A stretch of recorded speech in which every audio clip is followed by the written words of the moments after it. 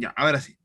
Estimados entonces, antes de comenzar, información. Bueno, el pastor, como siempre, nos recuerda que los que están todavía en temas de pago, por favor, ponerse al día para que no se vayan atrasando, para que tengan algún tema de pago pendiente del mes, para que no se atrasen. En segundo lugar, buenos días ahí a Pastor Hugo y Romina que están por el chat. Segundo lugar, próxima semana les daré la pauta de su primer trabajo evaluado. Ya no lo hice hoy día porque estamos cortitos de tiempo y porque también ya que perdimos una clase hay algunas cosas que finiquitar. Así que la próxima semana les daré la pauta de su trabajo evaluado número uno, ¿ok? Para que también estén atentos, ojalá puedan asistir para escucharlo y hacer las preguntas en vivo. Si no, igualmente queda la grabación, queda la grabación, y así para que estén tranquilos. Buenos días, ahí quien saludó, creo que fue Miguel. Ya, vamos a compartir entonces pantalla para que aprovechemos el tiempo. Como les dije, hoy día trabajaremos máximo 10 u cuarto, ¿ya? Máximo 10 u cuarto. Ok, la semana, estoy agregando gente que me queda afuera. Ya, ahí agregué dos más. Ok, perfecto. Bueno, la semana pasada habíamos comenzado con nuestro PPT número 2, que es básicamente lo que es cultura bíblica. Eh, no voy a detenerme en todo porque hay cosas que las vimos, pero más o menos para hacernos una idea. Habíamos repasado básicamente una frase que vimos en el PowerPoint anterior, pero yo creo que resume muy bien, por lo menos las primeras intenciones que hemos visto. Entender lo que es cultura, que es probablemente una tarea un poquito compleja y nos ha demorado un par de clases porque hay muchas aristas que abordar y mucho que reforzar. Octavio Paz lo definía de la siguiente forma: conjunto de actitudes, creencias, valores, expresiones, gestos, hábitos, destrezas, bienes materiales, servicios y modos de producción que caracterizan a un conjunto de una sociedad. Es todo aquello en lo que se cree. Teníamos un poco un debate la semana pasada respecto a si al final todo era cultura. Y sí, todo puede ser cultura, en la medida que eso se hace un sello propio de una comunidad.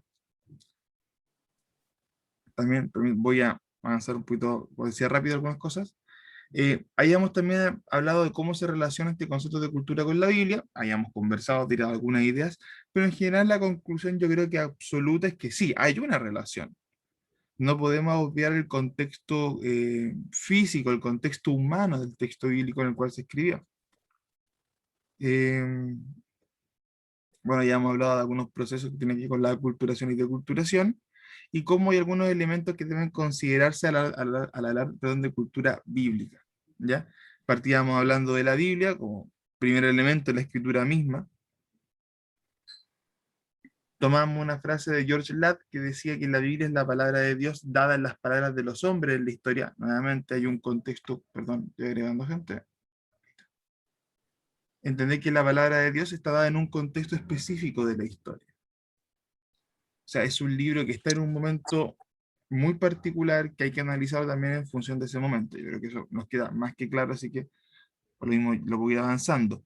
También hablábamos un poco del mundo de la Biblia, la geografía que está involucrada. Ahora, también discutíamos en esa ocasión por qué era importante considerar ese elemento de contexto cultural, porque obviamente hay países involucrados, hay ciertas épocas, ciertas latitudes, ciertos vecinos geográficos que también influyen mucho. Roma, Grecia, Siria, Canaán, Egipto, Asiria, los sumerios, los acadios, muchos de esos pueblos que revisaremos en el transcurso de las unidades, o por lo menos haremos una repasada general, son pueblos que de una u otra forma influyeron en Israel en su formación y en su relación básicamente con Dios y con sus vecinos. Entonces no los podemos obviar. También quiero avanzar más que nada solamente para ganar un poco de tiempo. En punto C, hablamos de la cultura bíblica.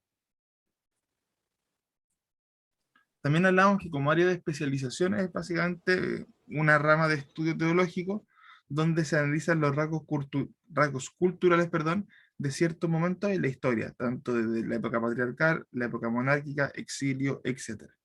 ¿Ok? ¿Por qué explicar eso? Porque los estudios culturales se han hecho necesarios para entender la Biblia y se ha tenido que especializar y generarse un área de estudio en particular.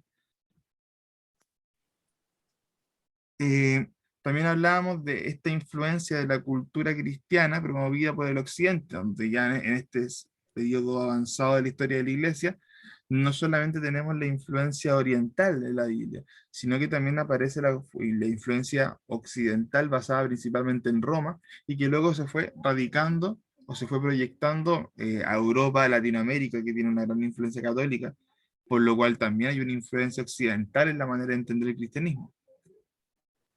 Ya, perdón, avanzo un poco porque quiero ganar ese tiempo.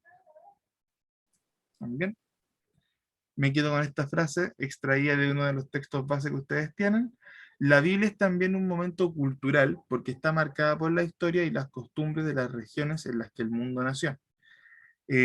Las del país de los judíos o Tierra Santa, cuyos límites se corresponden más o menos con los del moderno Estado de Israel y los territorios palestinos. Como les decía hace un rato, discutíamos de que era un momento cultural, era un momento histórico, por ende tenía ciertos rasgos, códigos, costumbres, prácticas que están relacionadas con la misma. Vimos, bueno, no lo mencionamos porque esto es lo que veremos en la segunda unidad, un poquito algunos elementos clave en la historia de Israel y cómo cada uno tiene particularidades históricas que iremos revisando. Por factores de tiempo no podremos hacer un estudio en extenso de cada momento cultural, porque se nos va el semestre en uno, pero por lo menos podemos entender a grandes rasgos ciertos elementos clave que nos permitirán entender cómo el pensamiento oriental en esa época y cómo ese pensamiento oriental y las costumbres versus las prácticas influenciaron en la vivencia de los pueblos de la antigüedad. El conocimiento de la cultura antigua es crítico para entender la Biblia. Nuestra necesidad de reconocer las circunstancias de los escritos bíblicos no niega que los pasajes bíblicos sean válidos para todo tiempo. Lo importante es tener presente que no son válidos para todas las circunstancias. Esto suena un poco extraño. Eh, Cuando uno estudia cultura o de cultura bíblica, y lo he dicho en otras ocasiones, no le quitamos valor sagrado al texto, para nada. No le quitamos validez, sino que entendemos que hay que entenderlo justamente en una realidad específica y extrapolar el mensaje. Y eso es lo lindo de la Biblia, que la Biblia es atemporal. El contenido, el mensaje, la palabra misma, trasciende tiempo y es por lo que hablábamos, creo que fue la semana pasada, cuando hablábamos del tema de la espada de dos filos, de que la escritura tiene esa facultad de traspasar el alma de una persona.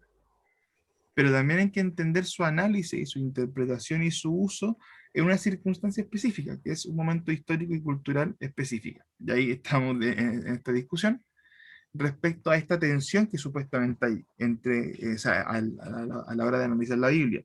Porque tenemos por un lado una relevancia eterna, que lo hemos dicho en diversas ocasiones, versus esta particularidad histórica, entendida una en cada momento, ¿ya?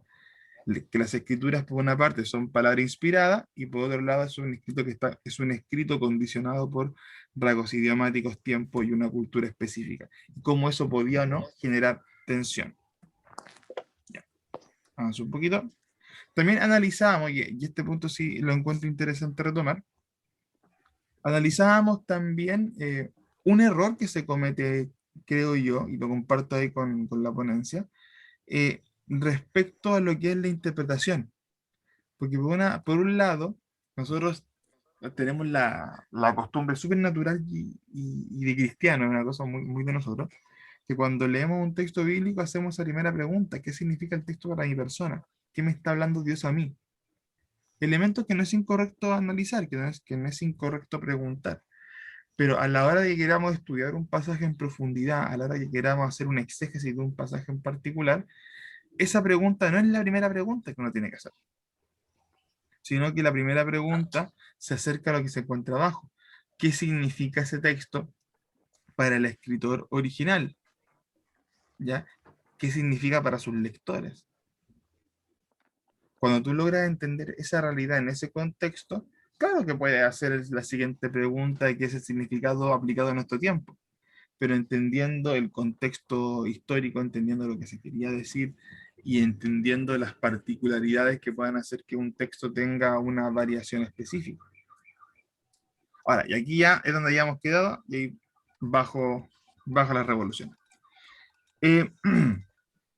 Entendiendo que hay ramas de estudios bíblicos respecto a la cultura, entendiendo que tenemos que hacer un análisis previo de lo que se quería decir en cierto texto, nos encontramos con la realidad de que hay un vacío en muchos elementos, porque la Biblia, en la gran mayoría de las ocasiones, no se preocupa, porque no es su función, de explicarte el contexto cultural.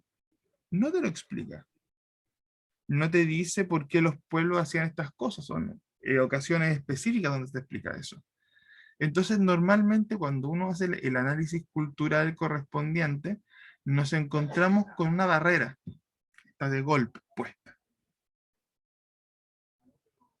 Debemos leer e interpretar el texto bíblico a la luz de su tiempo y cultura. Lo que les decía recién, la primera pregunta que nos hacemos al hacer el análisis es, ¿qué es lo que quiso decir el lector para esa época?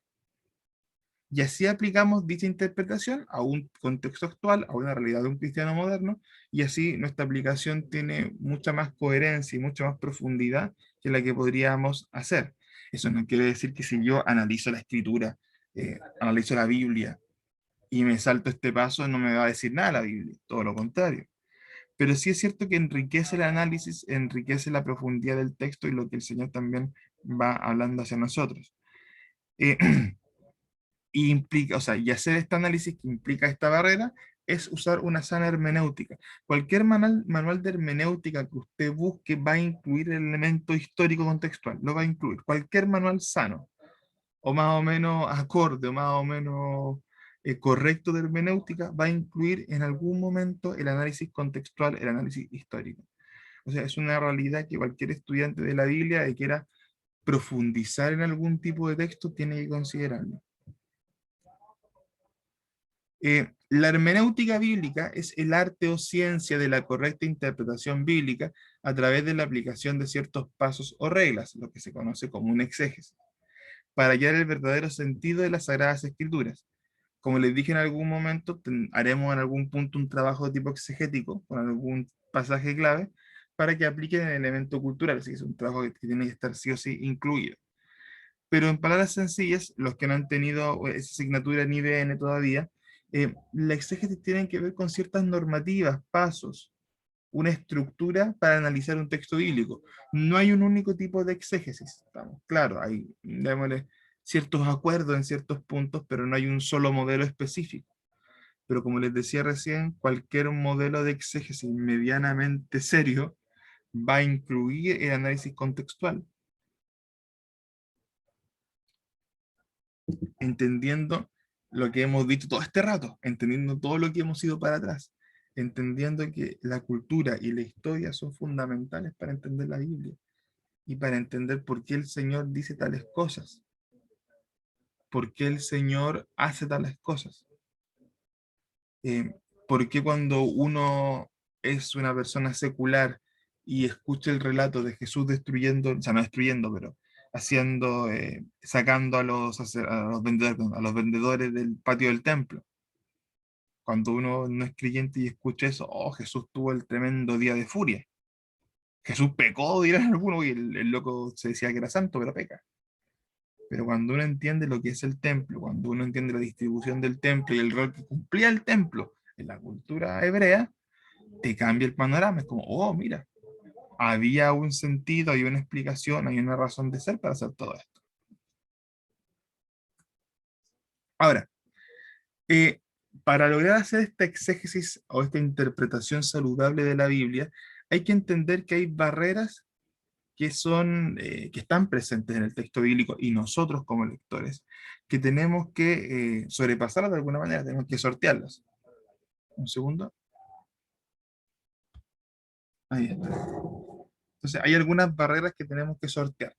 La primera barrera y la más obvia tiene que ver con la barrera histórica. Es inevitable darse cuenta de que hay una separación en el tiempo de escritura. Si la Biblia fue escrita entre 1500 antes de Cristo aproximadamente y el 100 después de Cristo, tenemos por lo menos 3500 años que nos separan.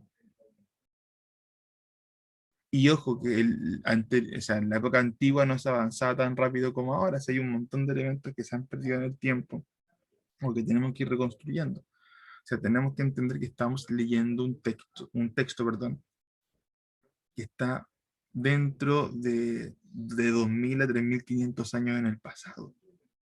Nuevamente hay una separación que no es menor. Imagínense, eh, a ver,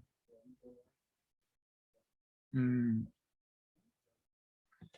desde la reconstrucción del texto que requirió encontrar diferentes papiros, diferentes evidencias textuales de hace época atrás para construir básicamente su historicidad, ya tienes una barrera marcada. Todavía cuando se encuentra algún tipo de texto importante es un logro, porque tienes que rescatar porciones de textos de hace miles de años. O sea, el tiempo es un factor. Segunda barrera, el idioma. Idiomas bíblicos son dentro de lo que está el hebreo, como el del Antiguo Testamento, arameo y griego. A pesar de que tenemos traducciones, pero se darán cuenta que muchas de las traducciones no son tan precisas o tienen un énfasis particular de lo que dice el texto original. O sea, a menos que sepamos griego fluido, nunca podremos tener un acceso absoluto a la Biblia. Porque es cierto, podemos usar diccionarios, está el Strong, por ejemplo, que es una de las herramientas más básicas que usamos para entender el griego en el Nuevo Testamento. Los que tienen algún conocimiento mayor de griego, el pastor Alberto el año pasado dio un curso de griego, eh, tiene mucho que ver con sortear esa barrera, pero probablemente siempre va a ser una barrera, a menos que seamos un experto o una experta en idiomas y podamos tener una fluidez pero digna de un experto, pero sigue siendo una barrera. Incluso si voy un poquito más lejos, eso también nos pasa con las versiones, por ejemplo, las más antiguas de la Reina Valera,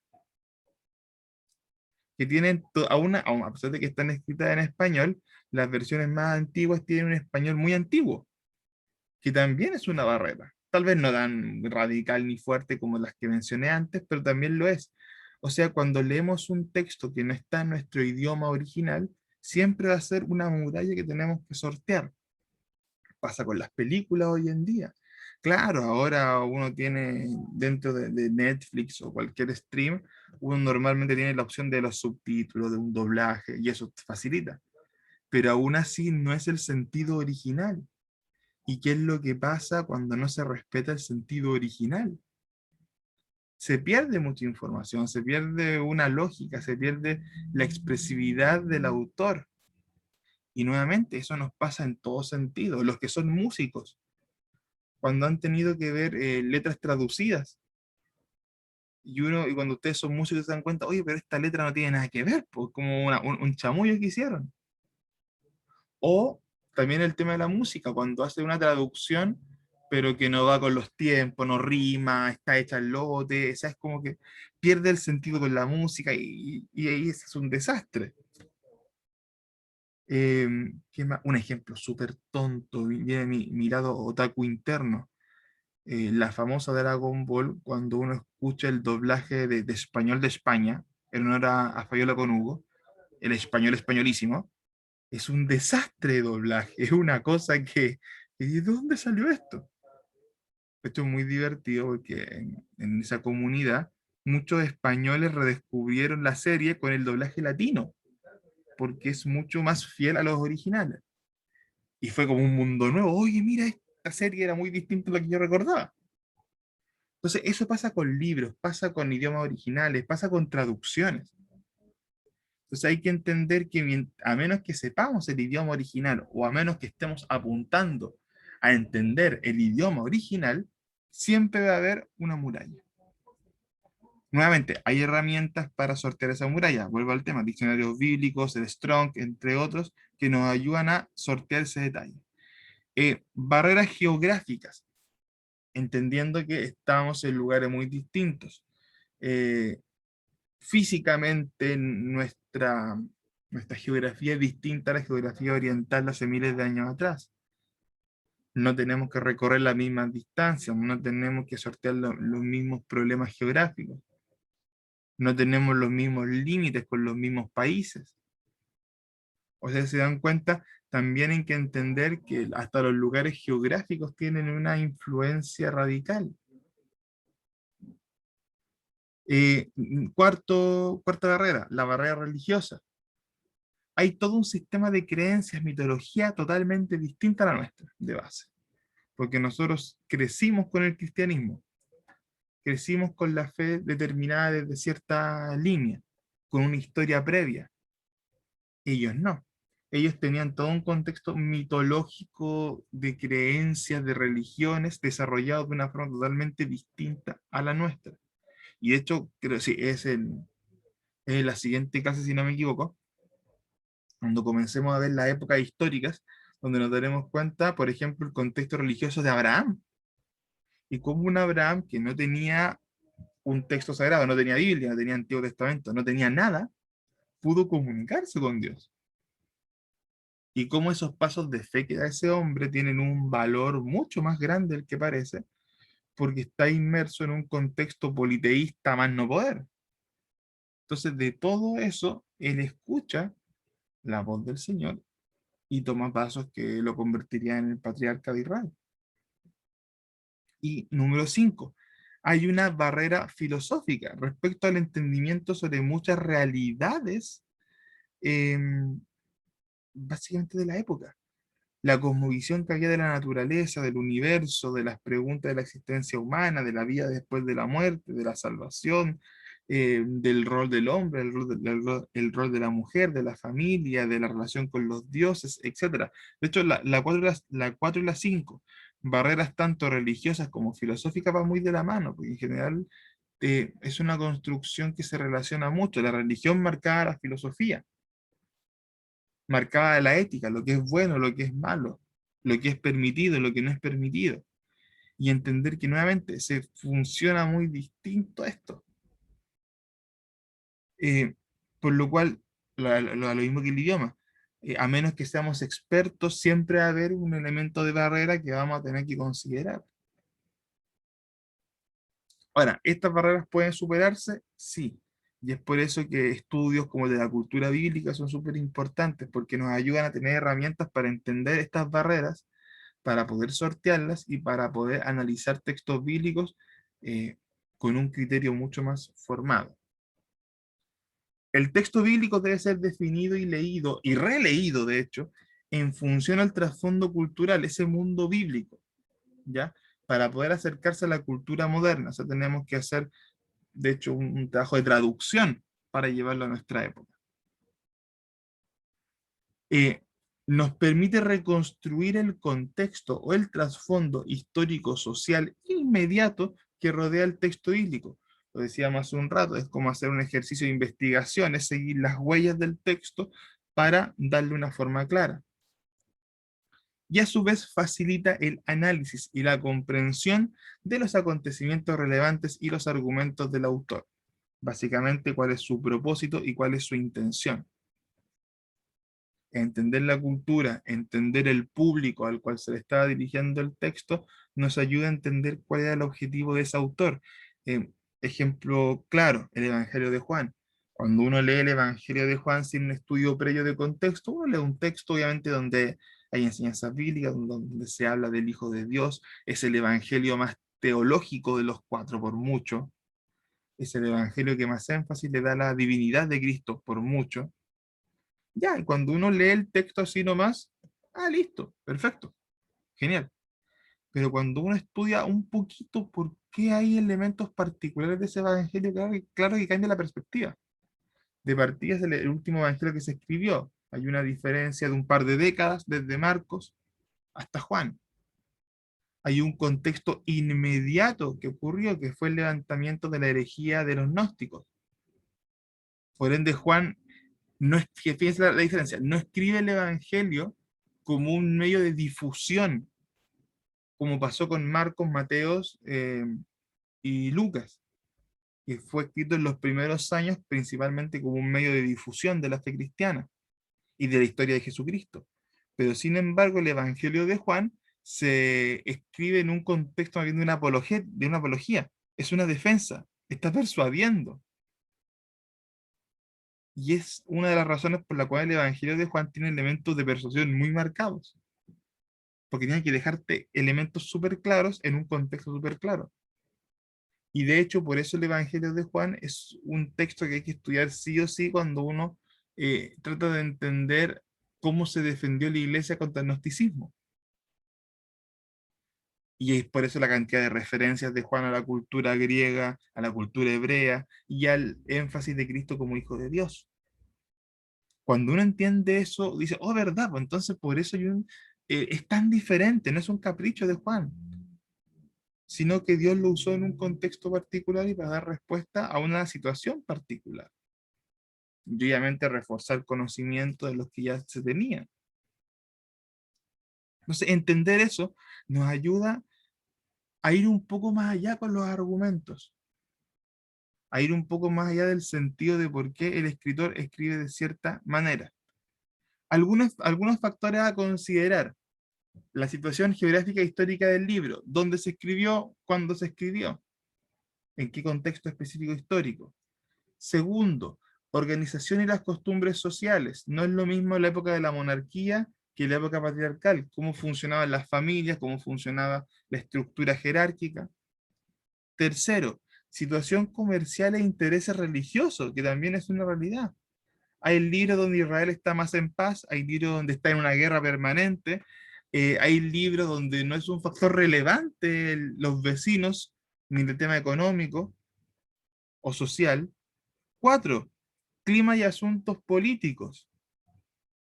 Un ejemplo muy sencillo. David estaba flojeando antes del pecado de Urías Eteo, ¿sabes?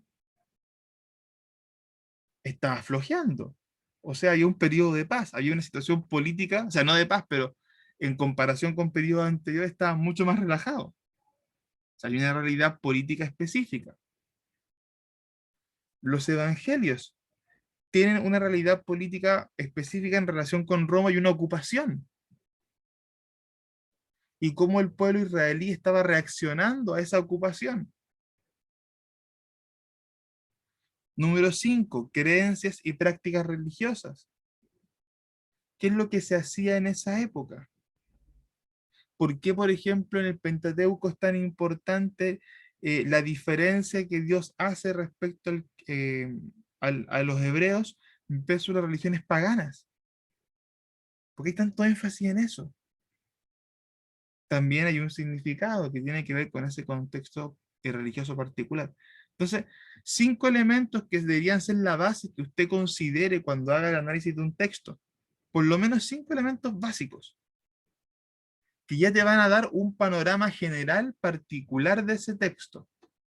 Es un ejercicio que todos tendríamos que hacer cuando hacemos una exégesis. Ahora, esto es mucho más fácil que antes, porque ahora las Biblias de estudio, por ejemplo, traen normalmente esta introducción,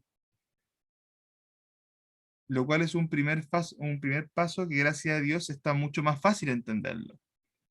Porque, como les digo, la mayoría de las Biblias de estudio más o menos cototas traen eso, traen esto en alguna introducción previa al libro.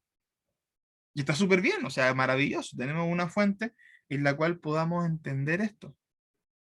Ahora, el conocimiento que obviamente uno tenga de la época histórica y de la cultura nos va a servir un montón para ampliar más lo que nos dice ese diccionario bíblico, por ejemplo, o esa guía de estudio.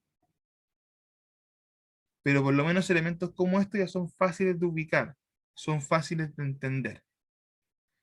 Ahora, creo que este es el último punto de esta clase, como letra F, ¿verdad?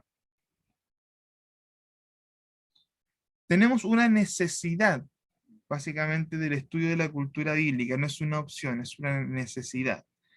Ahora, para englobar también esto, o por qué necesitamos el estudio de la cultura bíblica, lo tiraremos en 3 grandes dimensiones. Por una parte, hay una necesidad evangelística y apologética. Hay una necesidad hermenéutica y homilética, y también hay una necesidad ético y moral de estudiar la cultura bíblica. Vamos a ir por partes. Dentro de la dimensión hermenéutica y homilética. Cuando hacemos una relectura de la Biblia con este énfasis particular, eh, tenemos que hacerlo siempre en función de la cultura. Lo hemos dicho y lo hemos repetido un montón y no voy a ser redundante. La predicación del mensaje, cuando no incluye el elemento cultural, se vuelve inteligible, perdón. Se vuelve incomprensible. se vuelve difusa, se vuelve confusa en muchos momentos. Y a su vez dialogar con diversas esferas del acontecer nacional, que tiene que ver con la política, la salud, la educación, la justicia. O sea, fíjense que acá que nos dice, tenemos que tener una herramienta cultural clara para aplicar este mensaje bíblico a nuestra realidad actual. Ya, si lo queremos conectar con política, si lo queremos conectar con educación, si lo queremos conectar con salud, por ejemplo. Un caso práctico. Es imposible comparar cuando uno estudia el concepto de siervo, del doulos, en el Nuevo Testamento. Es imposible aplicar esa palabra en un contexto laboral del siglo XX. No se puede aplicar. O sea, yo no puedo hablar de un siervo como hablaría hoy de un trabajador a mi cargo, como lo he escuchado en muchas ocasiones. No, no, no de mala fe, sino un error de ignorancia simplemente. Por ejemplo, yo no puedo cuando hago una predicación, o sea, de poder puedo, pero no debería, eh, cuando uno tiene el conocimiento cultural, hacer esa comparación. No corresponde. Porque el siervo, el doulos, no es un trabajador, es un esclavo, es un objeto. Pone tiene una connotación muy distinta cuando uno hace ese acercamiento desde el estudio bíblico y desde la preparación de un mensaje. Cuando usted prepara un mensaje bíblico, tiene que considerar el elemento cultural para contextualizar lo que está pasando. O sea, imagínense en 20 años más, cuando hayan hermanos que prediquen del coronavirus, sus hijos, sus nietos, la gente que nos va a jubilar y a mí el pastor Alberto, esa gente, cuando predique sobre coronavirus, va a tener que contextualizar porque las siguientes generaciones no lo van a entender. Y no lo van a entender y van a tener que hacer una explicación o llevar de alguna forma el mensaje a un contexto propio de nuestra época. Voy al chat un segundo. ¿Cómo está siervo? ¿Cómo está esclavo? Eh, bien, pues estoy bien. Sábado en la mañana con sueño. Usted sabe que ya no funciona el sábado en la mañana. Estoy funcionando a pura café. Em, pero mira, el ejemplo del siervo y el esclavo. Claro, entender eso. Perdón, ya, se ríe, amiga. Por ejemplo, entender eso a la hora de hacer un mensaje, una predicación bíblica es importantísimo. Eh, es una responsabilidad que uno como predicador tiene, y aquí me conecto con el segundo punto de la ética y la moral, eh, es una necesidad que un predicador tiene de entregar un mensaje lo más acorde, lo más correcto posible. Es una responsabilidad ética moral que se tiene. Por ende, uno debe utilizar todas las herramientas bíblicas con las que cuente para llevar un mensaje nuevamente claro, un mensaje con sentido, un mensaje contextualizado para nuestra época. Porque cuando no se hace eso es cuando pasan errores de interpretación bíblica y errores que han producido desastres, la creación de herejías, el fomento de teologías que no son saludables para la Biblia y que no son saludables para los cristianos ni la iglesia. Eh, ayer comentaba en la clase de redacción, de comunicación oral y escrita, comentaba de que justo vi hace unos días atrás un video de un canal súper zurdo, comunismo, eh, pero que es como de noticieros. Entonces, desde la perspectiva de ellos, estaban haciendo un estudio, o sea, no un estudio, como un video reflexión, porque tampoco cada para estudio, pero es como un análisis general de la influencia de los movimientos cristianos evangélicos en la política latinoamericana. Y me interesó, pues me sentaba a leer un rato, estaba como interesante el tema. Eh, y claro, pues, ellos desde un punto de vista secular y súper entendible, tienen una visión evangélica, eh, yo siempre digo como de meme, porque es lo que pasa a nivel masivo, uno se tiene la visión evangélica del meme, la visión evangélica del pastor Soto haciendo show, la visión evangélica de una imagen en particular que se tomó, etcétera. Pero cuando uno lleva ese contexto, cuando uno eso lleva un estudio correcto y sacando elementos heréticos que están presentes en la Biblia, nos queda un cristianismo mucho más sólido. Que ojalá ese cristianismo sólido fuese el que se presentase al mundo. No para caer bien, pues tampoco se va a caer bien, o estamos claros en eso, pero para que tenga un fundamento mucho más sólido, porque si no, lamentablemente, es más fácil quedarse con el meme, es más fácil quedarse con la imagen chistosa, cuando no es así. Voy al chat un segundo.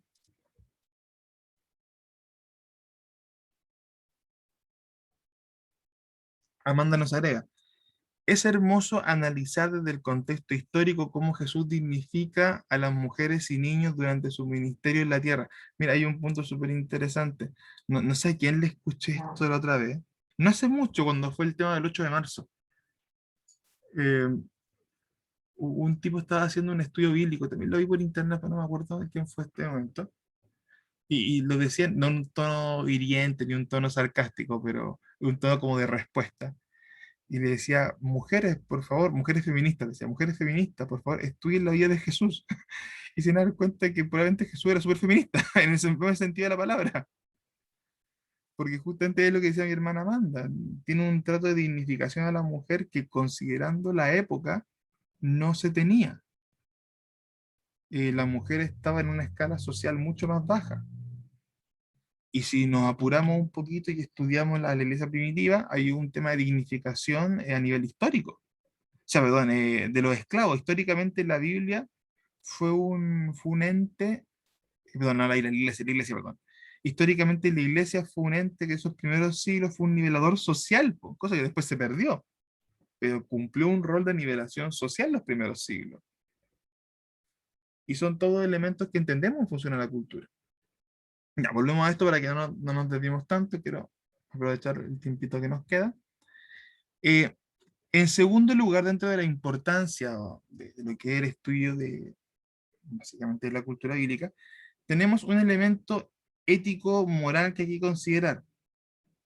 Por una parte, perdón, nos encontramos con la interpretación emocional y subjetiva de la Biblia, desde nuestra emotividad humana, que muchas veces como que nos ciega, porque leemos cosas que nos suenan como potentes, fuertes, y que las interpretamos desde la emoción, las interpretamos desde nuestra emotividad humana, pero que no siempre es el modelo más adecuado. Y muchas veces cuando tenemos la Biblia y hacemos una interpretación exclusivamente emocional y subjetiva sin considerar elementos históricos, culturales, hay elementos que se nos pierden.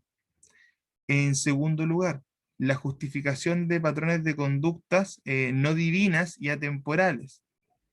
Por ejemplo, la poligamia está presente en el Antiguo Testamento y hasta cierto punto se permitió. O sea, ahí hay que convivir con esa realidad. La esclavitud, como hablábamos hace un rato del concepto de siervo, la iglesia cristiana en sus primeros siglos tuvo que lidiar con la esclavitud. Y hubieron cristianos que tuvieron esclavos, porque también tuvieron que lidiar con ese contexto cultural propio. La violencia, los abusos en general, tuvieron que lidiar con ellos. De hecho, el Pentateuco, la ley, es un código legal bastante visionario para su época, porque a pesar de que uno lo puede leer bajo nuestro contexto actual y decir, oh, qué machista esta cuestión, machista opresor, pero cuando uno lo lee en el contexto de la época, te das cuenta que no. Era un código moral que daba mucha justicia, de hecho, a la mujer, en cosas que antes no se les daba, pero no que antes, sino que en otras religiones de la misma época no se les consideraba. Pero también hay que entenderlo que en ese contexto cultural había que lidiar con cosas o con prácticas que eran dentro de la época y que también hay que considerarlas para el análisis bíblico, obviamente. Tercer elemento, responder a las diversas interrogantes ético-morales que el mundo no creyente plantea hoy. Temas como el aborto, que son entre contingencia, agenda LGBT, eutanasia, guerras, divorcio, etcétera. Si queremos llevar la explicación a la gente actual, a nuestro contexto, tenemos que entender uno, lo que dice la Biblia de ciertos temas, y dos, también entender el contexto cultural en el cual están planteados dichos temas. Eh, un ejemplo súper práctico. A mí echo mucho de menos en televisión abierta, a diferencia, por ejemplo, como pasa en Estados Unidos. En Estados Unidos eh, hay un mayor criterio cuando se incluye la posición evangélica. Invitan a personas más serias, voy a decirlo así. Pero me hace falta acá, por ejemplo, en Chile, en televisión abierta, debates, obviamente, de tomo y lomo, pero debates donde se incluya una buena explicación teológica de por qué el aborto es pecado. Más allá de la misma respuesta que uno escucha en un mensaje de Facebook, que ojo, no es malo compartirlo, es una forma en la que uno transmite lo que cree, pero me falta esa discusión, porque para tener esa discusión hay que entender por qué hay un valor tan importante en la vida, y para entender eso hay que entender justamente la cultura bíblica. Además del mensaje, de la divinidad del mensaje, entender el contexto de por qué se entendía ciertos elementos así. Y muchas de las dudas que los no creyentes tienen, o que han escuchado medias verdades, o que se les ha dado una versión muy descontextualizada de la Biblia, también requieren esas respuestas. Entonces, la necesidad de estudiar la cultura bíblica para nosotros tiene este factor ético de decir, ojo, tengo que estar claro lo que la gente me va a preguntar, tengo que estar claro ciertos temas que son relevantes para dar respuestas contundentes. Eh, cuarto punto, tiene que ver también con asimilar los valores y principios bíblicos correctos y transmitirlos al prójimo desde su cultura. Vuelvo a lo que decía hace un rato, si yo quiero predicar la palabra de una forma clara, precisa y correcta, tengo que entender la cultura de la Biblia y tengo que entender la cultura de a quien le estoy predicando. Yo les ponía la semana pasada el ejemplo del pan de vida y el arroz de vida. Cuando yo entiendo la diferencia entre el pan y el arroz de vida, tengo ganados muchos puntos para acercarme a una cultura distinta a la mía. Tengo muchos puntos ganados. Ahora, llevemos eso a nuestra realidad actual. Y si alguien puede dar algún ejemplo, lo encontraría maravilloso. En la actualidad, en nuestro Chile moderno, en nuestro Chile 2021, ¿qué elemento cultural tiene que ser importante para considerar la predicación bíblica?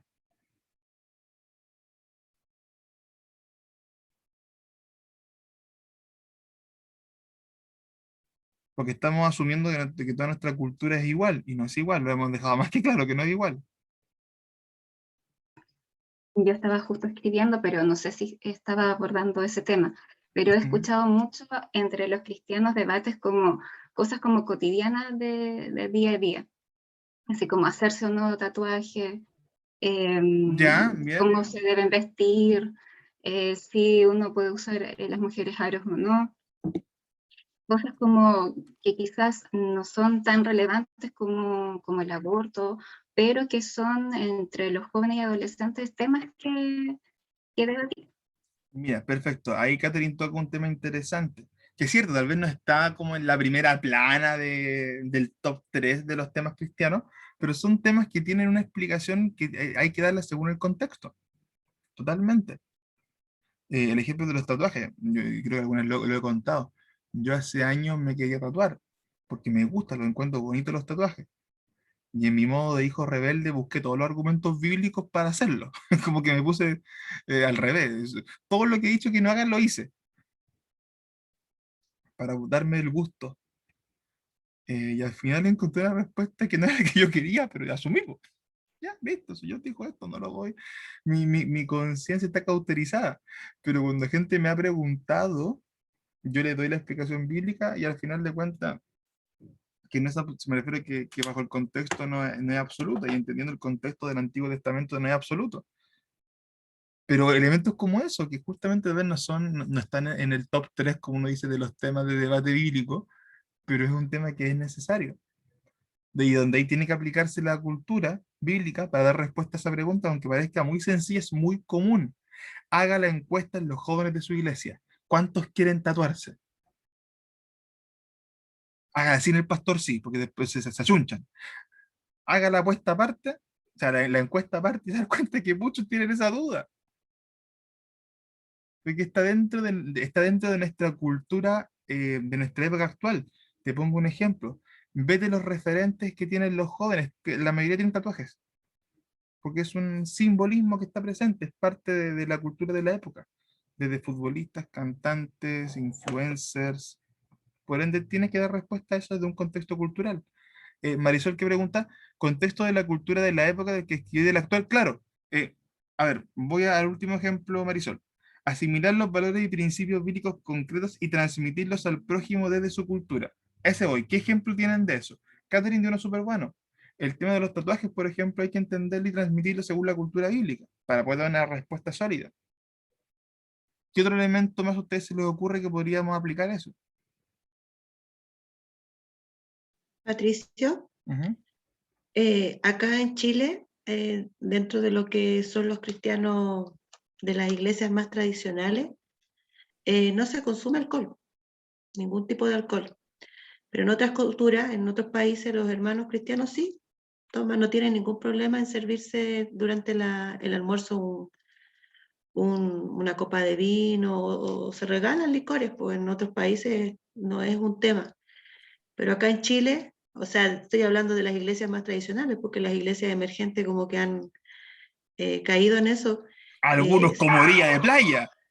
Sí, pero se explica que porque cuando el Evangelio llegó acá a Chile, Chile era un país que estaba muy alcoholizado, entonces los primeros que trajeron el Evangelio dijeron cero alcohol, y los que no tenemos problema de alcoholismo no tomamos por amor al prójimo, entonces Claro. es distinto. Mira, ahí hay dos elementos. Hay diferentes elementos, pero es buen ejemplo, Amanda. Hay diferentes ejemplos acá. El primer elemento que hay que considerar, uno es el contexto bíblico. Sabemos que la Biblia castiga el alcoholismo, o sea, la borrachera. Desde Noé en adelante que vemos que es un tema que se considera malo. Podemos buscar diferentes argumentos desde el texto bíblico y contextualizarlos según la cultura. ¿Ya? También es inevitable que hay que decir que se consumía alcohol como una parte natural del día a día. Jesús mismo multiplica vino en una celebración larguísima, o sea, se consumía alcohol. Ahora, también hay que entender el tipo de alcohol de la época. No se consumía necesariamente con la intención de la borrachera. En muchos sentidos el vino era más sano que tomar agua, porque no tenías agua potable. Entonces, muchas veces el vino reemplazaba esa bebida básica. Entonces tenía otra función además de la celebración del vino. Ahora, también hay que entender esa discusión, y ahí va el punto que decía Amanda de la realidad chilena, en el contexto de la iglesia moderna. Porque de hecho cuando uno estudia las influencias de la iglesia en Chile, el pentecostalismo clásico, una de sus principales fortalezas cuando nace en Europa fue el trabajo social con los alcohólicos. De hecho, la iglesia pentecostal, uno de sus primeros grandes ministerios, tuvo que ver, uno, con los huérfanos y dos, con el alcoholismo. Entonces estaba dentro de la cultura eclesiástica del pentecostalismo eso. Por ende, era lógico que se iba a traer. Ahora, en los tiempos actuales, donde la influencia de ese pentecostalismo clásico es menor, pasa un poco lo que dice Amanda. Hay iglesias que tienen diferentes tipos de políticas.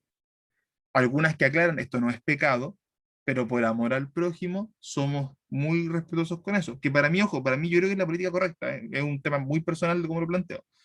Yo estoy de acuerdo con esa política. Creo que se aclara el contexto bíblico, pero se aclara que hay una razón trascendental de amor al prójimo de por qué no se hace esto. A mí me gusta esa política, es una opinión personal. Pero también se reconoce nuevamente que no hay una obligación. Eh, pero también nos plantea un desafío como cristianos, porque más allá del chiste de la orilla de playa, también hay cristianos que muchas veces están en esa línea, muy delgada. de entre lo que es el consumir algo para compartir en una noche, por ejemplo, en la hora del almuerzo. Ahora que dicen que el vino es bueno para el COVID, entonces hay cristianos que están aplicando mucha medicina contra el COVID. No, si no es broma, lo he escuchado. Eh, versus lo que es pasarse. O sea, cuenta el mito que en un matrimonio de unos jóvenes que están en este chat hubo una embriaguez santa, y de un matrimonio que está en otro continente, de paso el dato. Pero ahí no me agarró el chiste. Ahí lo entendí, ahí se río, menos mal. Muy obvio. Muy obvio, es que lo siento, es que si no caían tenía que hacerlo obvio. Pero a lo que voy es que lo que dice Amanda es real. Hay obviamente una historia de por qué se toman esas decisiones, entendida desde la historia de la iglesia pentecostal, pero también entendida desde la interpretación bíblica. Un tercer ejemplo, para avanzar, un tercer ejemplo. Pato, ¿Sabes cuál es el testimonio? No, sí, sí, cuál es el testimonio, no, obviamente. Yo lo cuento como chiste, pero pero, para distender un poco la mañana. en el caso del segundo que tú pones ahí, ¿qué pasa si Juan quiere llamarse María? Como cristianos le decimos María o Juan, que también es un problema, o sea, es un conflicto para los que trabajamos mucho en la docencia también. Sí, no, ¿Cuál sería totalmente. la postura que deberíamos tener? Mira, interesante. El alcohol mata el virus. El hermano René puso lo mismo. Eh, a ver, mira, la pregunta de Hugo es súper interesante, porque aquí nos encontramos ante un tema que hay que analizarlo con calma. Primero, hay que entender nuevamente que la Biblia está escrita en un contexto específico, hay elementos que no incluye específicamente. O sea, la Biblia no incluye, por ejemplo, un cambio de género, porque es una realidad que no se veía en esa época. Por ende, es un tema que directamente no está. Como pasa con muchos elementos. La Biblia, por ejemplo, no discute la inseminación artificial. ¿Es pecado o no la inseminación artificial? ¿El vientre de alquiler? ¿Es pecado o no? Porque técnicamente no hay engaño. Entonces hay elementos que hay que entenderlos que en el contexto cultural de la Biblia no están presentes y son debates éticos o bioéticos que están en la actualidad. Y ojo, que el que quiera meterse en esos temas, ojalá buscar buenos textos que te ayuden en eso. Ahora, a la pregunta de Lugo, para no desviarme. Déjame tomar el punto que dice Hugo, no sé, Hugo o Romina, no sé cuál de los dos me está hablando. Los discípulos son los mismos, pero los contextos de desafíos son diferentes. Exacto. Mira, por eso lo decía en un comienzo de la clase. Entendiendo la cultura bíblica o el mensaje bíblico dentro de un contexto cultural, porque los tiene, pero también entendiendo que el texto es eterno y que la palabra es eterna. Lo leíamos el día lunes con la gente de Misiones cuando hablábamos de este pasaje de Hebreos 4:12, que analizábamos esta idea de la palabra que corta y que trasciende y que atraviesa hasta los tuétanos del ser humano. O sea, nuevamente, separemos el contexto cultural que nos va a dar herramientas para interpretar versus el valor de la palabra. Y lo hemos dicho, la palabra sigue siendo trascendental, es eficaz y eficiente hasta el día de hoy, lo va a seguir siendo. ¿Ya? Entonces, ¿a qué quiero llegar? Temas como los que plantea el Hugo, que no tenemos una respuesta específica en la Biblia por el contexto específico en el que se encuentra, tenemos que siempre apelar a los principios más generales. ¿La Biblia castiga el pecado sexual? Sí. Y eso, no importa qué interpretación tú le des, lo castiga. Desde el Antiguo Testamento, con listados más específicos de conductas, desde la homosexualidad, la sodomía, engaños, adulterio, etcétera, los menciona y los castiga. En el Nuevo Testamento, Cristo valida la ley, no la invalida. Por ende, no te dice esto ya no es así. Claro, te resume ciertos aspectos desde la obediencia al Señor y el amor al prójimo, pero no te dice que eso no es pecado. El famoso caso de María Magdalena, la protege, la dignifica como mujer, evita un acto que iba a ser un homicidio, justificado pero homicidio al fin y al cabo, pero antes de irse le dice, María, vete y no peques más. O sea, reconociendo que esa mujer estaba pecando. Y también el apóstol Pablo también deja muy claro el tema sexual. O sea, tenemos un principio. ¿Ya? La sexualidad es un tema que se habla constantemente en la Biblia, en diferentes contextos. Es una doctrina. No es un tema aislado, que uno podría decir, ah, se menciona una o dos veces, ojo con esto. No, es una doctrina, que tú puedes sacar doctrina de eso, por la cantidad de veces que se menciona, por la explicación que se da. Ahora, estamos en un territorio gris. ¿Qué pasa con el tema del nombre? Porque por una parte, bíblicamente no se menciona, pero si yo estoy comportándome de una forma que va distinta a mi género, sí estoy pecando. Pero tampoco puedo avalar el pecado. Pero también es verdad que una persona que está en un proceso, llámale de conversión, de santificación, de lucha con su pecado, ¿qué cosas les pedirías pedir a la iglesia? Te voy a poner un ejemplo extremo. Eh, ¿Qué pasa si llega una persona con hálito alcohólico a la iglesia? Tal vez algunos van a ser más radicales, no entras, porque no estás en condiciones y puedes generar algún tipo de disturbio. Otros que van a decir, no o sea, entra, pero con una cierta precaución, porque tú no sabes en qué condición exacta viene, pero lo vas a considerar de alguna forma. Una mujer que se embarazó en una relación extramatrimonial, antiguamente, gracias a Dios, se ve mucho menos, pero antiguamente no pisaba en la iglesia en 9 meses, po,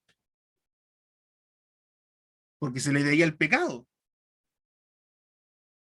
Pero sin embargo, el padre estaba cantando en el coro, po. Entonces, no quiero decir que hay que justificar ni hay que avalar el pecado, pero también hay que considerar la condición de esa persona. ¿En qué parada está en ese momento? ¿Está luchando con algún tema? Porque a veces queremos que los hermanos que lleguen a la iglesia lleguen convertidos, santificados y bautizados. No, pues, vienen en diferentes colores y formas. Ahora, una opinión personal, y pueden ser que estén o no de acuerdo. Supongamos que toca el caso que dice Hugo. Voy a recibir esa persona, habrá que tener paciencia con esa persona porque salir de esa vida es súper complejo. No la llamaría por su nombre cambiado, en mi opinión personal. Tal vez en un contexto muy personal, tal vez en un principio cuando haya mucho choque en el tema, y uno tiene que ser cauto, pero no sería una política que yo mantendría por el tiempo. Es una opinión personal, ¿ya? ¿Por qué? Porque a pesar de que uno como creyente tiene misericordia y vas a tener que ser muy respetuoso a los tiempos, a los ritmos de esa persona, obviamente, pero también uno tiene que marcar justamente en la iglesia esa diferencia, y no en el sentido de que ustedes sí, ustedes no, sino de que hay cosas que son o no pecados. Siempre es del amor, siempre es de la comprensión, siempre es de la misericordia. Hay iglesias que han tomado políticas, por ejemplo, con el tema de la gente trans, que les piden de buena forma solamente asiste vestido base a tu género, en vez de tu percepción de tu género. Otras que aceptan, ve cómo te sientes cómoda y esperaremos a que el Señor haga su obra. Te vamos a predicar, te vamos a decir las cosas como son y llegar a ese momento. Pero sí es un tema complejo, porque ¿cuál es la delgada línea en decir no entras a decir ven y te permito todo? Entonces son ese tipo de respuestas que nuevamente yo, ay, perdón,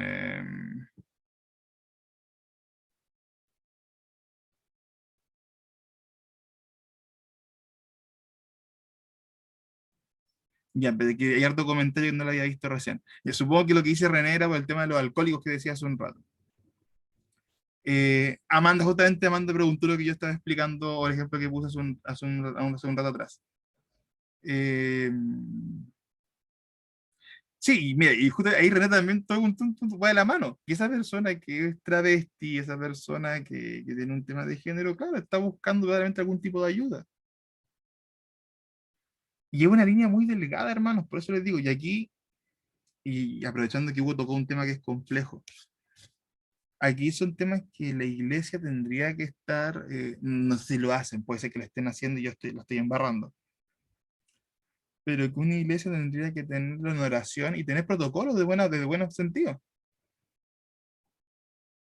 Hermano, si esto pasa, esto va a ocurrir, es una persona que merece el mismo amor, la misma misericordia que todos nosotros, eh, está pasando por esto, seremos pacientes en este punto, no seremos pacientes en este punto, pero esto es como lo iremos abordando, y tenemos que hacerlo, ojo, porque si uno quiere recibir a la gente que está en pecado, tienes que recibirlo a todos, po. Patricio, Pablo, sí. sí, no, y lo otro que, de acuerdo a lo que tú dices, también es un tema generacional, ¿ah? Porque yo creo que a nuestros padres, a nuestros abuelos, en mi caso hasta bisabuelo que eran evangélicos, lo hubiese costado mucho más de lo que nos puede costar hoy día a nosotros, porque Totalmente. hoy día nosotros, gracias al Señor, venimos con otra mentalidad, siendo el mismo evangelio, pero con otra mentalidad totalmente distinta. Por lo menos a mí, si una persona trans o una persona homosexual se acerca a un templo, a una reunión, es porque claramente primero tiene necesidad de Dios. Sí, probablemente si no, no iría, a lo mejor que no No iría. iría. Por lo tanto, la iglesia tiene que ser educada en este tiempo, pero como te digo, va a ser muy complicado por este tema generacional. Pero si hoy día nosotros, por ejemplo, que somos un poco más jóvenes, hoy día nosotros, por lo que veo, yo creo que ninguno de nosotros, por ejemplo, tendría un inconveniente en aceptar a una persona así, por lo menos que escuche. O sea, otra cosa muy distinta es darle responsabilidades, pero que una persona de con este estilo de vida vaya a escuchar palabras, puede ser una opción de conversión clara. Totalmente. Yo he escuchado una cantidad de testimonios que muchas personas que han llegado al templo solamente con un abrazo del portero ya han sentido el amor que a lo mejor que nunca en la vida le habían dado. Por lo tanto, yo creo que hoy día nosotros, por lo menos nuestra generación, no tenemos tanto inconveniente con este tipo de asimilar esas personas, a diferencia de así de nuestros padres, de nuestros abuelos, que yo creo que sí a ellos le complicaría mucho más. Y ojo que el evangelio es el mismo, o sea, Sí, no un tema doctrinal, un tema netamente de cultural. cómo recibir a los miembros en ese sentido. Eso. No, mira, que bueno el aporte de Pablo. Y que, mira, yo creo que él tocó un punto que puede ser un elemento clave. Una cosa es el que uno escuche.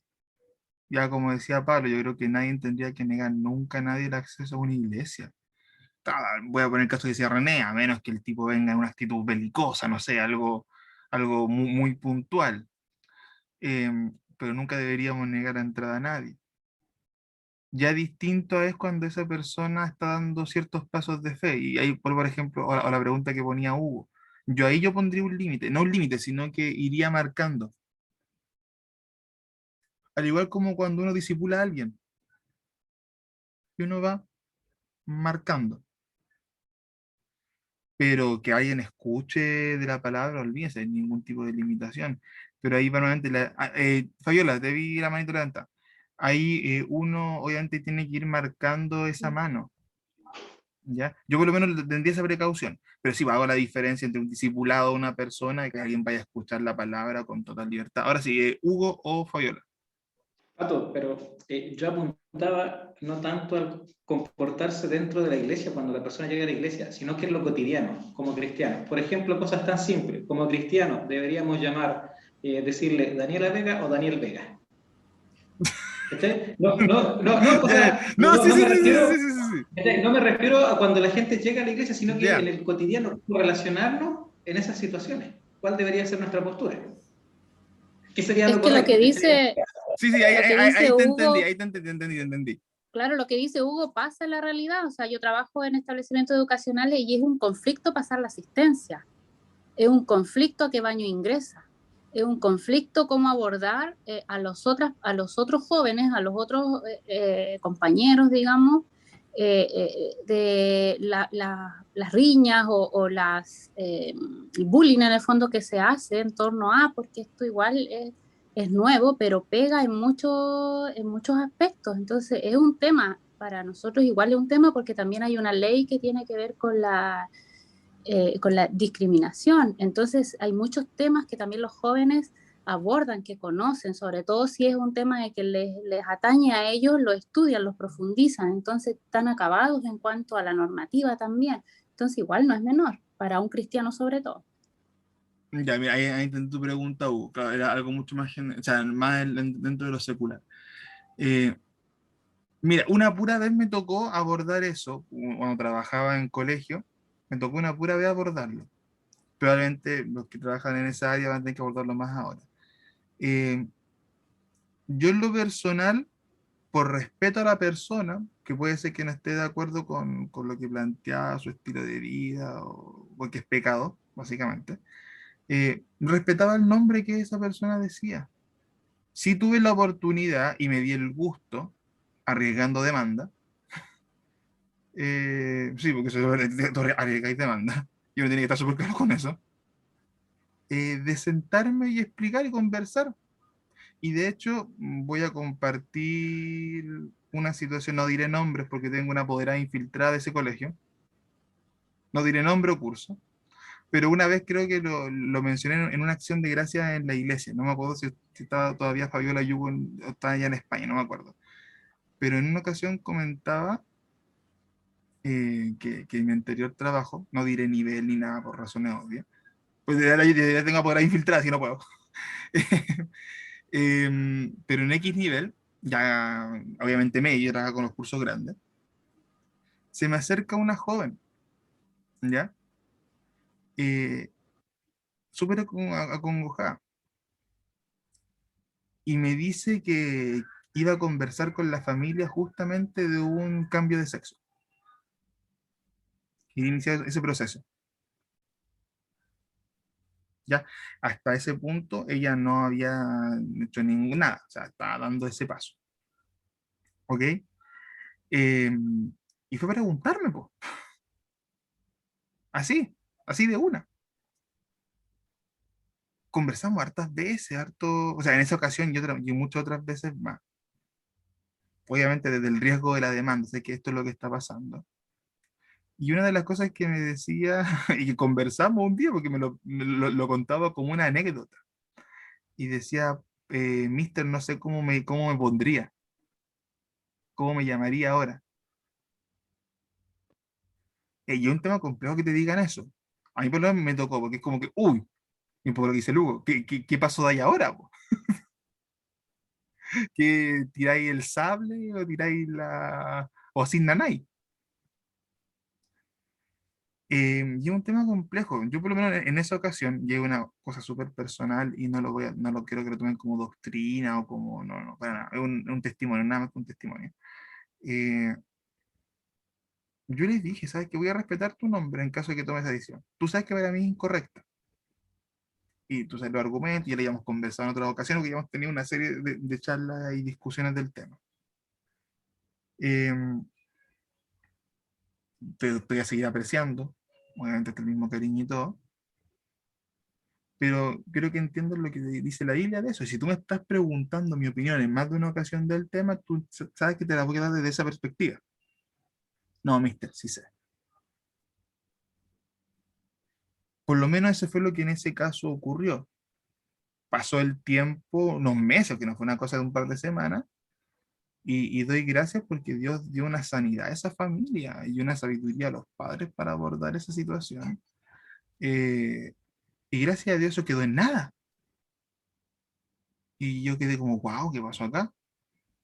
Tampoco la fui a buscar ni a perseguir ni nada con el tema, porque no quería hacer más tropiezo. Ahí como que me puse a observar más de lejos y a conversar más de lejos, agradeciendo al Señor, obviamente.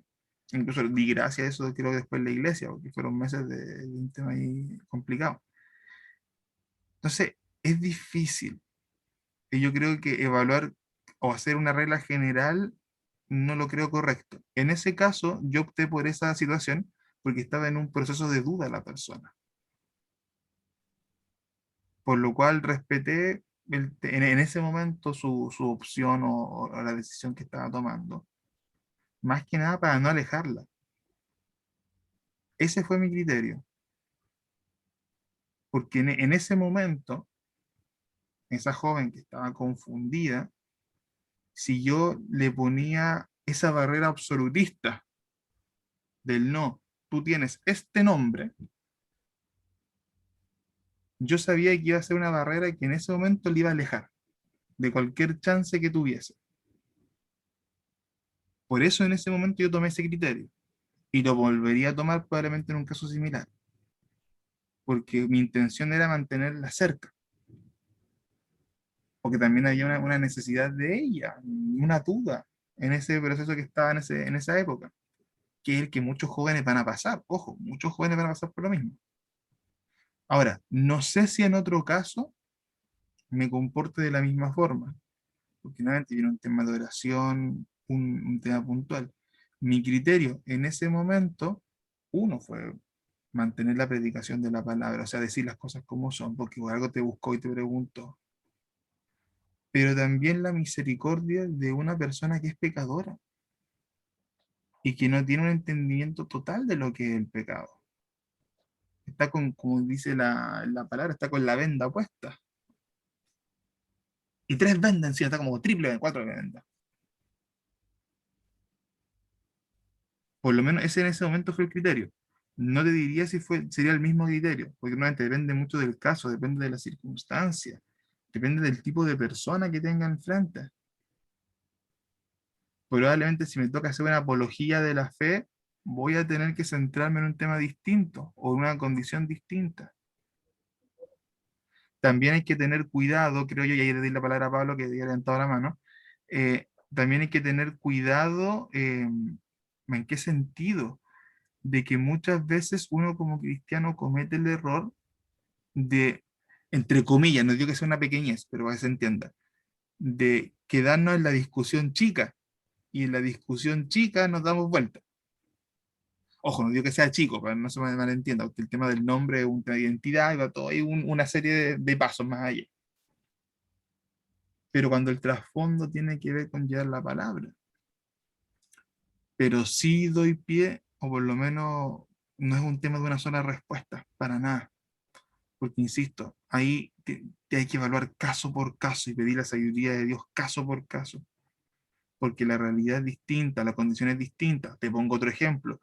Ese caso que yo te contaba es de una persona que yo veía todos los días. Por ende, yo sé que iba a tener un contacto permanente y que tal vez podía ser más cauteloso con la estrategia. Pero si es una persona a la cual yo le predico en la calle que no voy a volver a ver, claro, ahí también que tú vas a tener que ser más distinta, vas a tener que ser mucho más directa. Porque tengo esa chance. Entonces, yo ahí por lo menos consideraría cada factor nuevamente, porque es un caso tan complejo, con tanta arista, y cuando uno conoce personas que están con todo este tema de procesos de cambio de género, como usted le quiera llamar, hay que entender que son historias súper complejas detrás. Entonces, por eso digo, yo iría caso a caso. Perdón, me extendí mucho, Pablo. Pablo o Luz. Voy a tener que inventar las manos separadas para que saber quién levanta la mano. Eh, ah, no sé si Pablo iba a decir algo para pasar con Miguel. Sí, yo quería contar Ya, una Luz y Miguel. Ya, quería contar una experiencia cuando yo estaba en Concepción, trabajaba en un laboratorio y un compañero del laboratorio era abiertamente homosexual. Tenía pareja y todo. Tuvo un problema con su pareja y bueno, nosotros nos llevamos súper bien. Y me dijo un día, Luz, ¿tú todavía vas a la iglesia, cierto?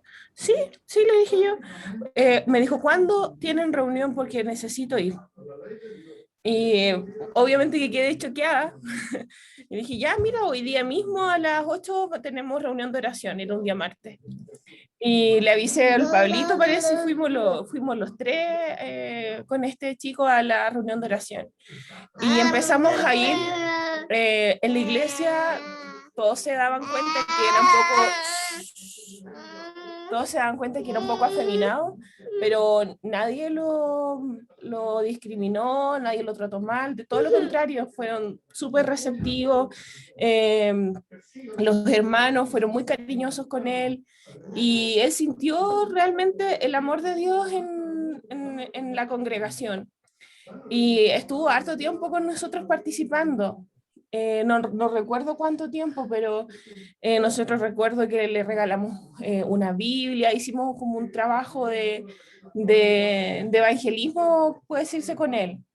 Ahora, aunque él tenía necesidad de buscar a Dios, su vida de pecado era muy, muy fuerte.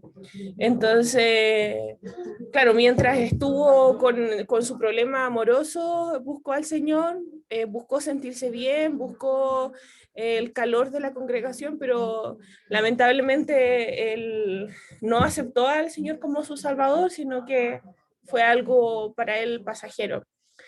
Entonces volvió a su vida. Pero yo creo que el Señor obra en esas situaciones y da una oportunidad. Ahora, la decisión de ese joven no fue la que nosotros habríamos querido, pero no puede decir que no tuvo la oportunidad de conocer al Señor, o decir que nadie le habló, o no puede decirlo. A nosotros siempre nos gustaría que los finales fueran felices, pero lamentablemente no siempre es así. Esa es mi experiencia. Gracias, Luz. Claro, bueno, es complejo, porque al igual como pasa con personas que tienen otro tipo de pecado, acá tampoco categorizamos pecado, no nos vayamos a estudiar, pero como pasa con muchas personas que van a la iglesia, muchas van más que buscando al Señor, buscando consuelo. Claro, pues y en ese buscar consuelo hay gente que encuentra al Señor en ese proceso, hay gente que no, y como dice Luz, cuando pasa la tormenta, sea cual sea, vuelven a su estilo de vida normal. Uno confía y apela que sembró la semilla y que en algún momento Dios va a hablar, parábola del sembrador. O sea, también hay que confiar en que lo que uno sembró, lo que sembró la palabra, en algún momento algo va a germinar. Pero sí es complejo porque esa realidad que comenta Luz pasa en muchas iglesias y seguramente muchos de ustedes también la han pasado. Miguel. Buenos días, hermanos. Bueno, yo también quiero contar una experiencia de transformista.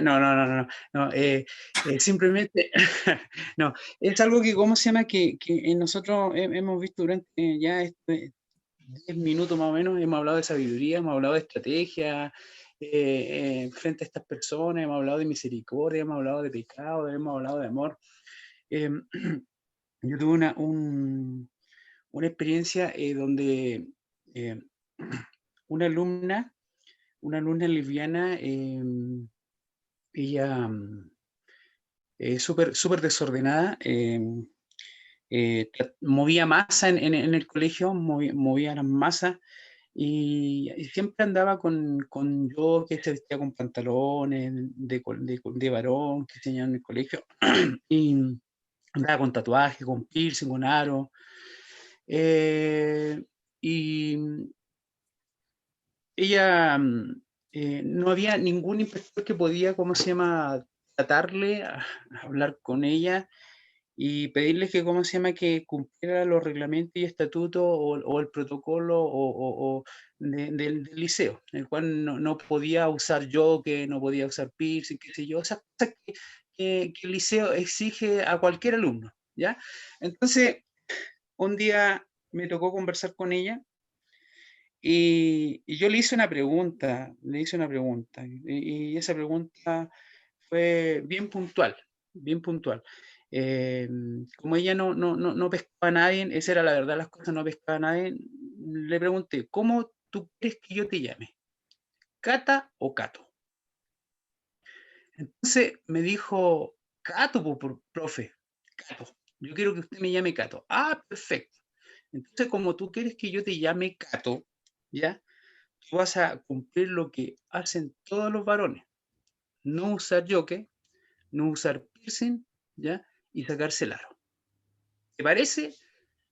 Y ella me quedó mirando con una mirada de asombro y me dice, profe, lo amo, me dijo. ¿Ya? Me lo saco inmediatamente. Se sacó el jockey, se sacó el piercing, se sacó el aro. Y ese alumno Cato me acompañó un año en mi asignatura. Me acompañó un año. Con el tiempo fue madre, ¿ya? Así que fue algo muy demasiado potente. Yo tuve la oportunidad, gracias a eso, poder hablarle de Cristo, poder hablarle de Dios y cómo Dios transforma por dentro a las personas.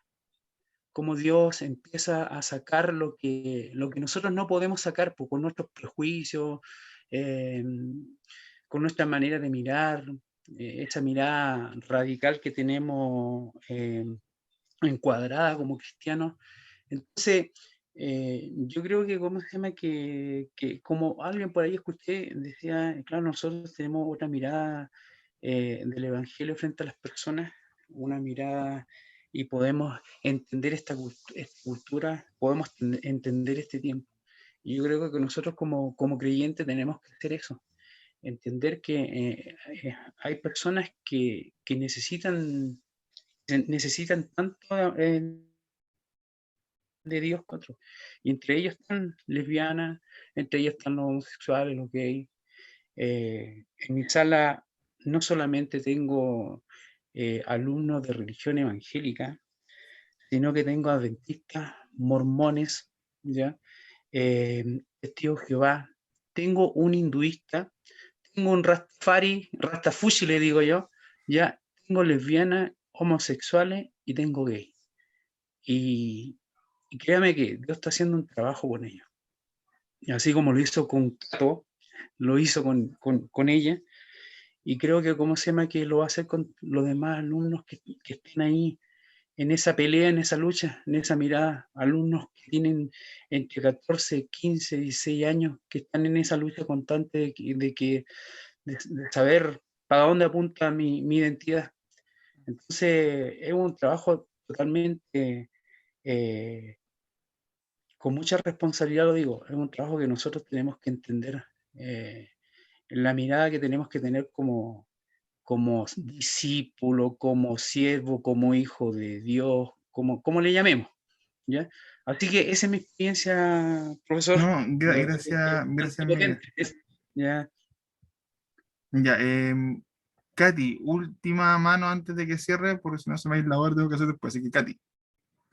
Sí, es cortito, un poco sensibilizar el tema de, porque creo, o los que estaba escuchando, que todos hemos tenido de alguna u otra manera una experiencia con esto desde afuera, pero quería ir un poquito más allá, dentro de la iglesia, ya cuando sabemos algo y tenemos que entrar a discipular a ese tipo de personas, porque hemos hablado de evangelizar, hemos hablado de orientar desde el amor, pero cuando ya lo enfrentamos a algo más fuerte, cuando las personas ya están dentro de la iglesia, creo que tenemos que ser capaces también de tener herramientas para llevar al curso a eso. Porque a mí me pasó una experiencia de adolescente y no tenía esa experiencia, de una persona homosexual que participaba en la iglesia y que ya había sido liberado, había sido con sanidad interior, discipulado, y en un minuto, yo creo que de pena me dijo, pero me siento solo. Siento que siempre voy a tener un vacío de no tener nunca un compañero de vida. Y muchas veces, Katy, he estado al borde del suicidio. Entonces, cuando te llegan y te marcan cosas así, en ese entonces tenía 15 años, entonces no podía o no me sentía con las herramientas para poder ayudar a ese hermano. Él tenía más o menos mi edad, entonces igual ella era más maduro, pero yo no me sentí con las herramientas. Entonces uno también tiene que pensar no solamente de esto como más, como decíamos, evangelizar y no llegar al fondo, pero también la iglesia tiene que estar preparada quizás con un staff o con herramientas de discipulado distintas para poder llevar y sostener un cambio. Y no hablo solamente con el tema de género, sino que también con temas de abusos. de toda índole. Entonces, que a veces se tapan dentro de cosas de la iglesia. Y que tenemos que tener protocolos, procedimientos y personas maduras espiritualmente para poder llevar consejos sabios y responsables a la imagen. Eso. Mira, increíble cómo de la discusión de la cultura van saliendo hartas cosas, y yo creo que son temas que tenemos que no es la instancia esta clase para definirla o conversarla, pero quiero volver a esta idea para empezar a cerrar. Uy, ahí está. Tan importante es la cultura, si se dan cuenta, todo lo que hemos hablado tiene entremezclada un montón de elementos. Uno es la cultura de la gente ajena a la iglesia, la cultura desde adolescente con la identidad de género que está muy marcada, que es una tendencia que vamos a encontrar sí o sí. La dimensión legal, que eso mira, lo preguntó Hugo dentro de su intervención, pero casi no lo tocamos. Que ojo, que todo lo que hemos dicho va con ese riesgo. O sea, desde los movimientos que he hecho yo, los que ha hecho Miguel en aula, los que me imagino que ha hecho también Hugo, que también trabaja en ese medio, me imagino que los que han tenido cada uno de ustedes en sus trabajos, cada decisión que uno tome, y aquí yo, hermanos amados, apelo a una madurez en el Señor, uno tiene que entender que pueden haber consecuencias. Y aquí hay que ser madurito para eso. Y esa parte no la conversamos, pero también es necesario entenderla, ¿ya? De que también hay que comprender que estamos en un mundo donde vamos a ir cada vez más cuesta arriba. Por ende, tenemos que, con la sabiduría del Señor, con el amor del Señor, con las palabras exactas, pero también entender que estamos ante una realidad que puede traernos consecuencias y hay que asumir las consecuencias. Como se dice, poniéndole el pecho a las balas. Voy al tiro lo que dice mi hermano René, para agregarlo al comentario. Y eso nos lleva a diferentes matices de la situación. Por una parte, la formación que bien decía Katy al final, que necesitamos como iglesia, no solamente para trabajar el discipulado, sino para cómo abordarlo fuera de la iglesia, ¿ya? En diferentes ámbitos. Porque ahí mi hermano mencionaba este tema del sistema secular egocéntrico. Vuelvo a cultura. ¿Entendemos cómo culturalmente se inició ese sistema? ¿Entendemos cómo culturalmente está sustentado ese sistema? ¿Entendemos los vacíos que ese sistema intenta llenar? Porque todo sistema cultural o en general de un país o ideológico, un sistema ideológico, intenta llenar un vacío. Una necesidad física, necesidad espiritual, necesidad económica, necesidad incluso de relación de pareja. ¿Entendemos cómo funciona eso?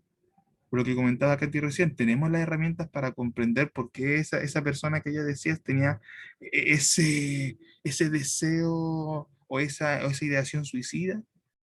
¿Por qué a pesar de todo se sentía brutalmente solo?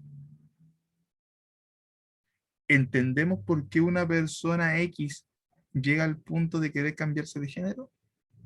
¿Cuál fue el proceso que está detrás? Porque hay todo un proceso, no es que yo me levanté un día con ganas de cambiarme el nombre, de sexo y todo. No es así. Porque cuando apelamos a eso, apelamos o vamos apuntando a la raíz del pecado y a la raíz de la necesidad. Y por último, y así termino que se está yendo la hora, voy a apelar a una reflexión respecto a lo que hace Cristo. Cristo tiene la maravillosa cualidad de dignificar al ser humano. De dignificar al ser humano, sin avalar su pecado. Esto lo veíamos misiones, pero voy a obligar el mismo concepto que dije el día lunes. Me identifico con el pecador, pero sin perder mi cultura. Entiendo el contexto del pecador. Incluso llego hasta dignificar su proceso, pero no comparto su proceso. Jesús hacía eso. Jesús no le hizo la cruz como los celotes a los romanos. Jesús no les fue a dar la mano a los romanos como los fariseos. Jesús trató a ese romano como una persona más, no como un objeto de invasión. El caso de María Magdalena, no la trató como esa pecadora que merecía morir por lapidación, como decía la ley. La dignificó como un ser humano que merecía misericordia. Cuando los mejores amigos del universo abrieron un hoyo en el techo para meter a su pana por el techo, Jesús no se enojó. Oh, no, pero ¿cómo rompieron el techo? ¿Por qué hacen esto? De hecho, a los pacos. No. Jesús dignificó a ese grupo de gente que literalmente irrumpió en un hogar sin permiso, destruyendo propiedad privada. Porque entendieron que había una necesidad. A ninguno de ellos les negó su pecado, ni les dijo que no merecían, o que no debían restablecer su camino. Tiene que haber arrepentimiento. Pero a todos ellos los dignificó. Zaqueo, el famoso que uno canta en las canciones de escuela dominical. Zaqueo, un hombre chiquito y toda esa cuestión.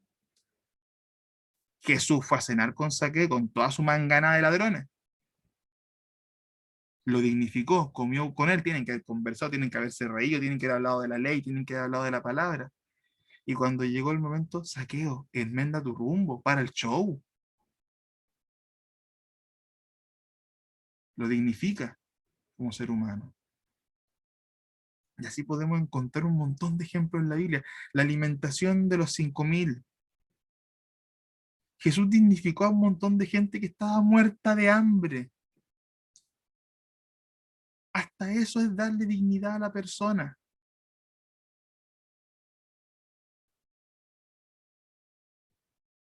Entendiendo su cultura, entendiendo su realidad. La mujer samaritana del pozo. Qué maravilloso ejemplo de cómo dignificó a una mujer, uno, por ser mujer, y dos, por ser samaritana, que era todo un conflicto geopolítico que habían. Que de hecho también es un muy buen tema de estudio de cultura, paréntesis.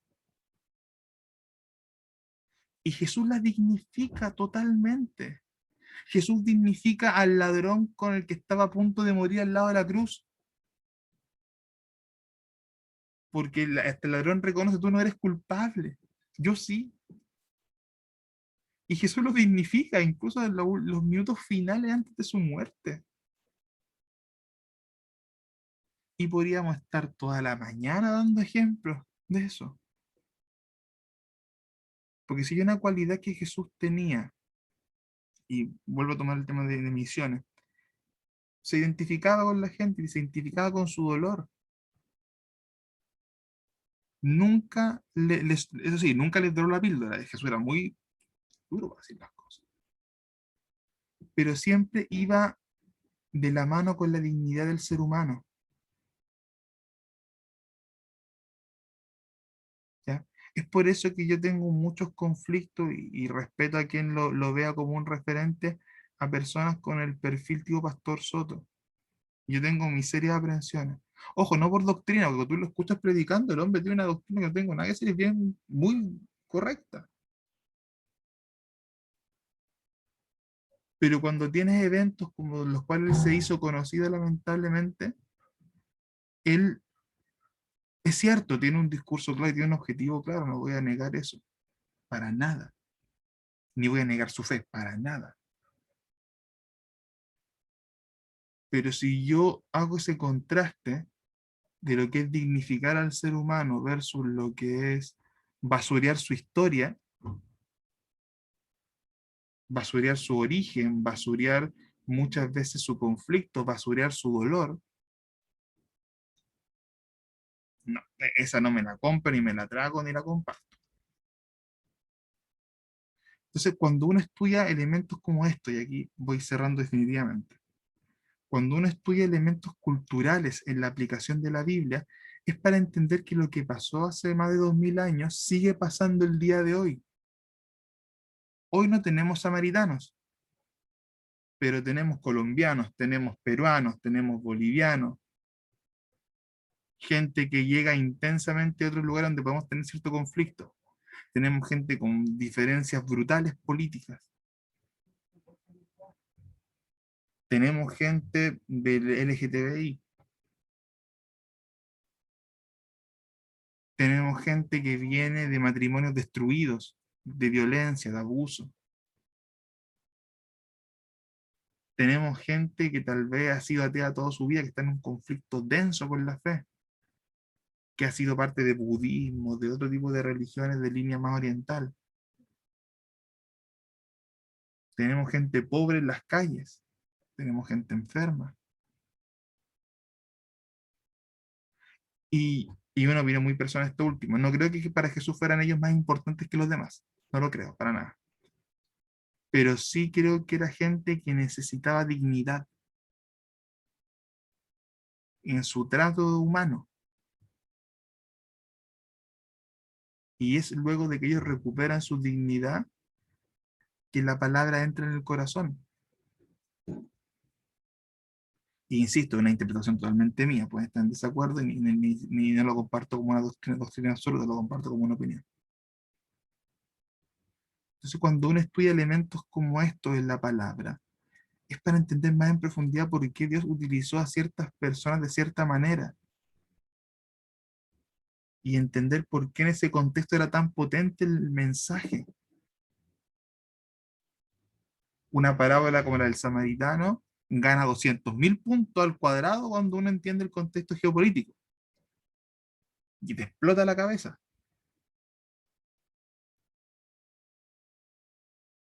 Porque uno va más allá del texto, sino del significado que Jesús tenía, o en este caso, o el predicador, o la persona del relato, tenía más allá en su historia.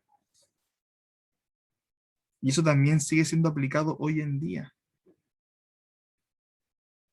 Mi hermano René ponía en el chat de ahora último el tema del socialismo, el humanismo, como una base filosófica de los movimientos actuales, totalmente de acuerdo. Pero ¿por qué se engancha?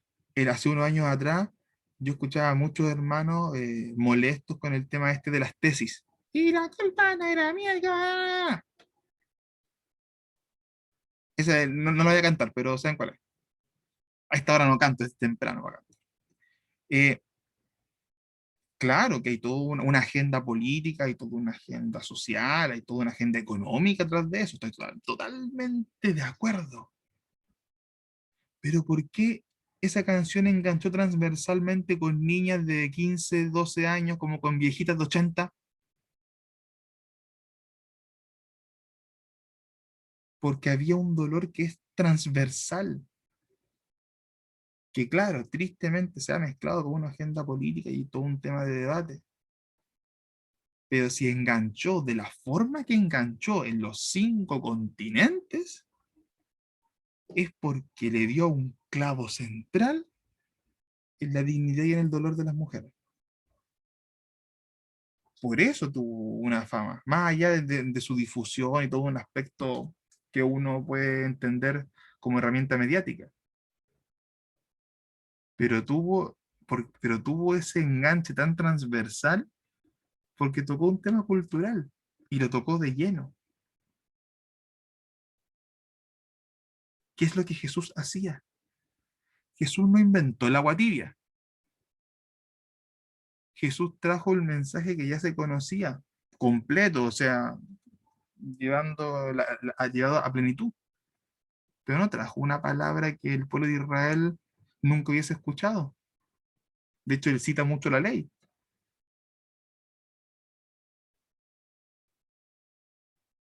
Pero si yo analizo como profesional de las humanidades, la realidad de Jesús, Jesús tuvo un efecto antropológico y social que es digno de una tesis de cualquier estudio secular. Porque fue más allá. Y en fin, la media bola. Y tengo que ir a preparar lo otro. Hermano amado, déjate terminar acá porque nos fuimos en la volada densa. Pero densa. Una buena volada densa. Ya.